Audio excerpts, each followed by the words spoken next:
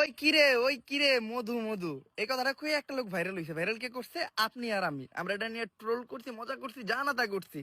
উনি কি কোনো কন্টেন্ট ক্রিয়েটর বা উনি কি ভাইরাল হইতে ছিল? উনি ব্যবসা করতেছিল।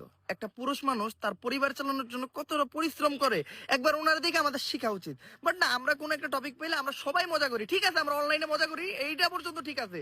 উনি ব্যবসা করতেছে, ওনার ব্যবসা প্রতিষ্ঠানের সামনে যায় যা না তা এত মানুষ ভিড় করে রয়েছে। মানে এরা কি মানুষ নাকি পাগল, এটা বুঝি না। অনলাইনে এরে নিয়ে হাজারটা কথা কওয়া ঠিক আছে, কিন্তু সে ব্যবসা করে খায় ভাই, সে হালাল কাজ করে খায়, তার এই কাজটাকে ডিস্টার্ব করার কি দরকার?